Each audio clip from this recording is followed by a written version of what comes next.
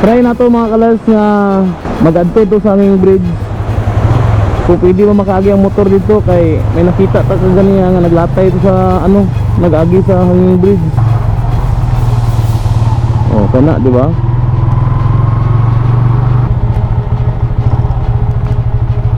Load limit 800 kilograms. Pwede gid mga kalas. So makita nato dra mga kalas, so ang mga naaday gyapon ang bangka dra ginakargahan sa mga product diri no, mais ingana. Pwede ra gid mga kalas ang motor diri. Pero siyempre kay diri na ta gusto nato ma-experience ilang hanging bridge kung durable ba kayo o wala ga swing. Yun. Wow. Nice kayo mga kalas, so kay naagid siya ano, lights na gyud, solar lights. Uy, pwede magtagbo ang duha ka motor diri mga kalas. Wow. Perfect. Yan mga kalas, eh. May experience ta, balik ra tayo mga kalas.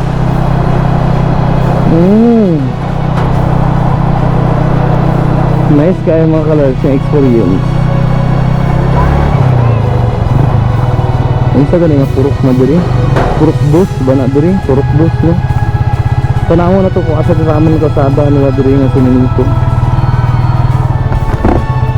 Unsa nga purok na diri don? Purok busi no? Purok busi day. Sige, salamat.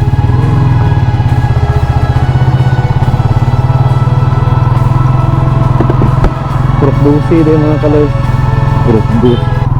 Mga purok busi.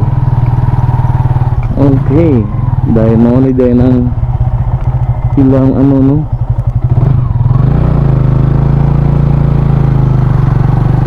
Nakalaag na kita diri sa Procdusi mga kalas. Mao ni ang tabok sa Lumbayaw mga part.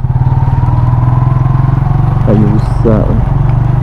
Amot ko asa ni pataman mga kalas nga kasada. Pasaka diri sa bukid.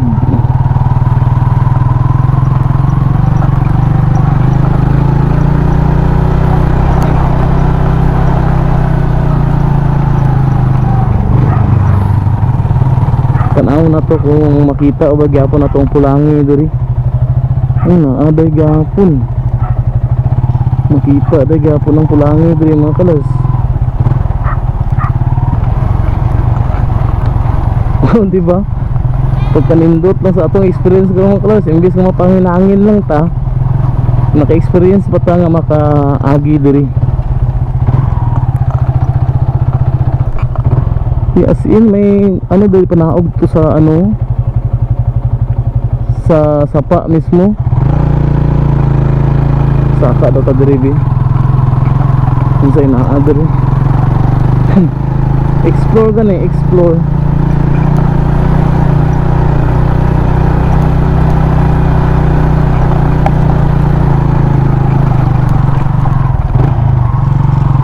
Taas naman dahil na diri.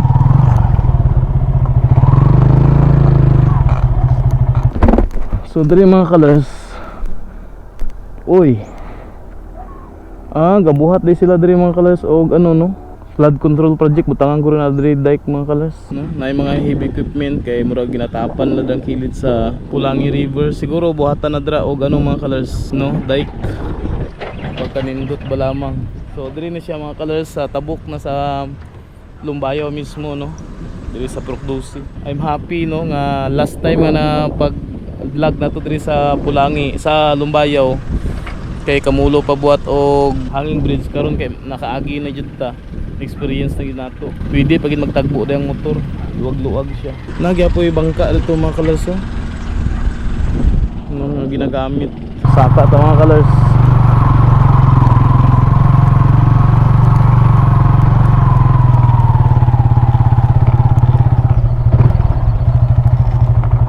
May dalan gapon na padulong dito.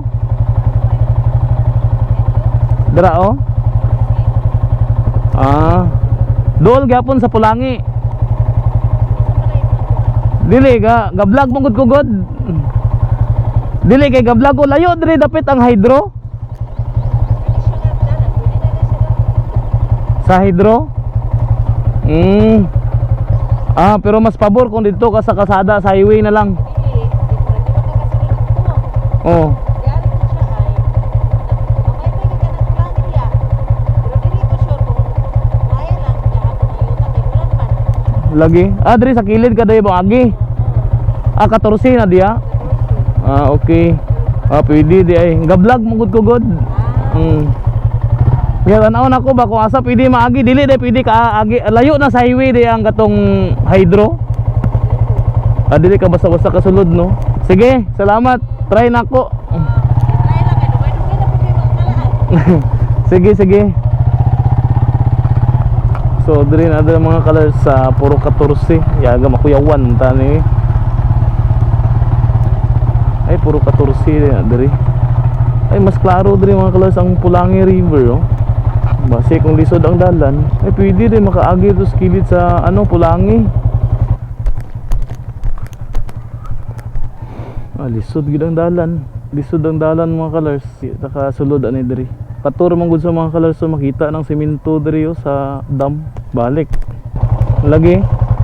Sige, salamat kayo nung. Oo. Sige, salamat.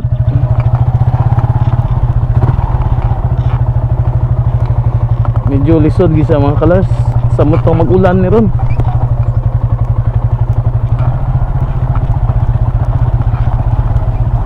Pero anad mo na itong motor sa ingon ani nga dalan.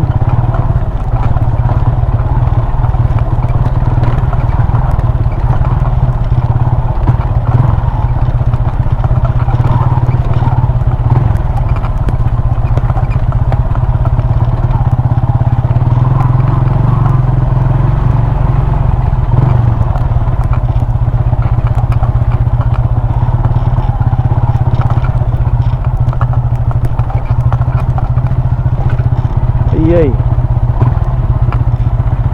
gisura po daan ni dalan diri eh. Kaya ra ka ni. Lisod ra gid ani mga kalas kung mag-ulan siya. Kay ligyas.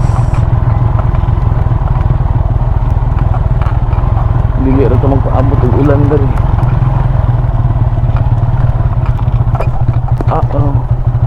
Pastilan no.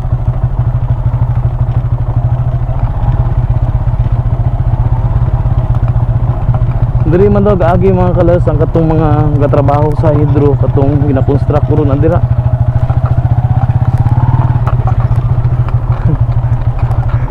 Katawanan.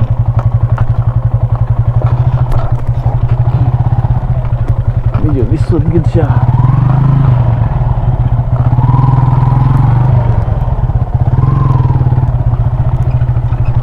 Oh, kung basa ni mga kalas kung naulanan ni lisod di kayo nga dalan. Oh, pag vlogger pa mo.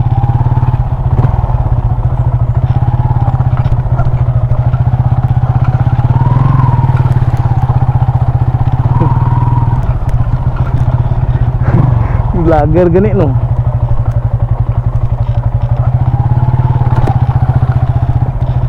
Shit.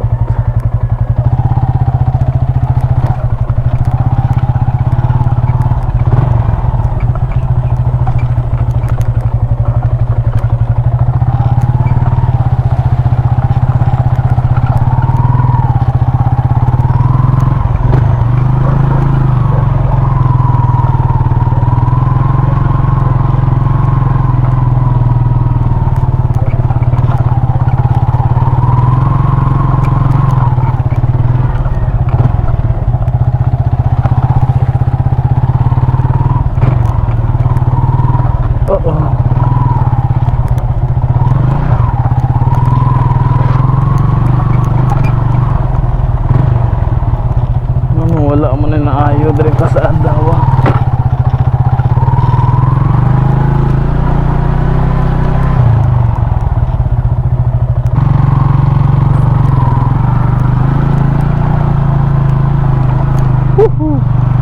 Yati makuyawan man tani.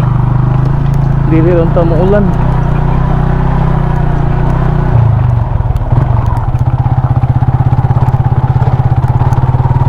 Umuulan ni ron.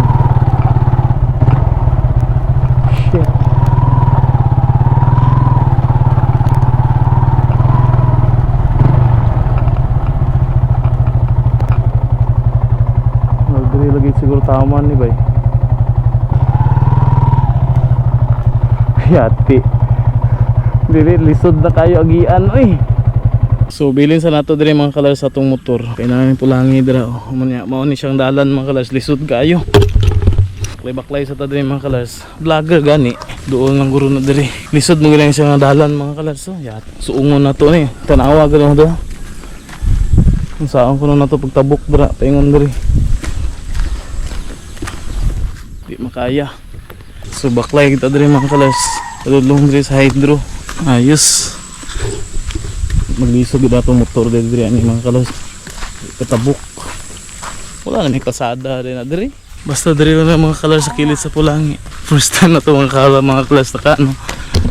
Dito sa taas mga kalas na landslide dito. Mga kalsada. Mao man ang kalsada mga kalas nga palapos sa San Fernando. Kanang dira oh, mao din ang ginaingon din nila sa ko ang i-vlog ko kay nagliki ang ano dira oh, kilid sa kalsada. Di ba? First time na ito naka-anhiyaning lugar mga kalas. Hindi rin tagbuon sa iro diri. Kana na dahi, makita na dahi diri. Nindot na yung dalan diri mga kalas. Agir ganita. Agir ako. Mga nihit ko diri sa hydro. Ay, hawak ko ba sa tawo? Pasabi pang bayaran ngayon sa sila. Ay kana. Ayun sa diya, at bang wa ginagibayaran nila oy. Diri? Ano lang na, wa ginagibayaran nila. As in? Ay titulo pero di mo alpagit nila bida sila ha. Ayay. So katong mga ano dahi diri mga kalas ng yuta dahi diri kay nay property dahi sa mga siyempre sa mga tao diri. Ang uban daw wala pa nabayaran daw. Unsa dahi na diri mga ancestral domain? Unsa na siya ga-operate na siyang hydro wala pa. Ay oh, inauguration mo dahi ko kahapon to.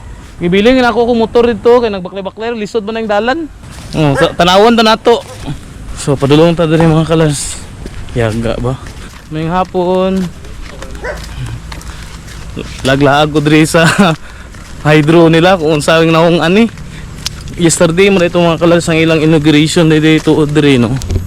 Tinuod bitaw mga kalas, dagan mga post sa Facebook nga katong diri gikan sa hydro pasaka dito mga kalas. Siyempre gigitrap ng tubig.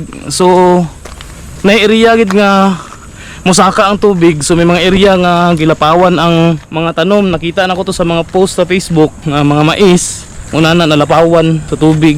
Kung saan lugar na siya mga kalars. No? Dili ko katubag na. Bay, lisod kayo ba? Taas gire kayo mga kalars ang pagtrap sa tubig.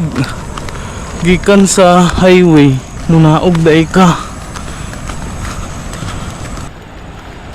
So kana siya mga kalars oh. Ang dako nga hydro plant diri sa Valencia City, Bukidnon. Siyempre na ay napukor to sa Maramag. Panawa mga kalars oh. So taas gire kayo. No, taas kayo ang iyang natrap na tubig. Duulan pa na to mga kalars. Diri naman ta. Problema lang nero magulan. May mga balay pa mga diri skilid do. Mo to katong una day mga kalars nga pag ano gid ni pagtrap na sa tubig nahubas ang kaning sapa diri mga kalars so kilid sa Pulangi tungod kay siyempre kung taas kayo ang padir nga magtrap sa tubig. So it takes time before nga mapuno to. So mahubas gid ang diri nga tubig sa unahan. Problema kay kaulanon man. May dalan man diri. Kandos taas. Isa rin sa na-damage sa mga kalars nga ano, sapa. No, nakaduol na kita sa power plant mga kalars. Sa hydro di ay. Asay ka na nga nasakop ani mga kalars no kay ang part ani iya naman sa San Fernando. Spikas. Kay dito dapit ang boundary yo, Valencia ug San Fernando. Wow, skang dakuha pud ay massive kayo nga ano mga kalars. Hydro. Siyempre dili pud ka basta-basta magbuhat og hydro nga gamay ra. Diri mga kalas dili maka kung sa isinggit lang to spikas dili ta kadungog ana kay layo man. Nakaduol na kita diri sa hydro power plant. Aron no mag-operate na ni siya diri. Tanawa ni mga kalas. So nakadako. So gikan diri mga kalas so siminto na ng padir diri daan. Ingana. Kana siya. Tanawa ni mga kalas gamay ra tungod sa video. Og tungod lang sa angle sa tong kamera taman dito mga kalas sa pikas oh. So murag ang dalan ana pasaka rito sa taas. So kani nga da nga power plant mga kalars so nagid na siya dam gyud dako kay nga dam wala pa ni naka-experience siguro og lawom kayo nga baha gyud karon ko kakita sa personal sa power plant mga kalars or sa dam nga gibuhat no nga dako kayo. Dako ang pudog dam dito sa Moabay pero mas dako gini. Grabe oh.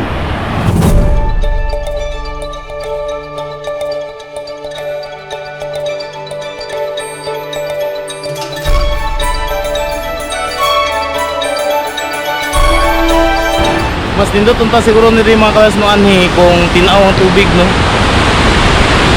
Ga blue guro na siya dra. Pero makita na to kay since kay lubog. Ang mga bula mga kalas gadupad-dupad mga bula sa tubig. Pila ka millions of liters na na-trap lang ang tubig. Grabe.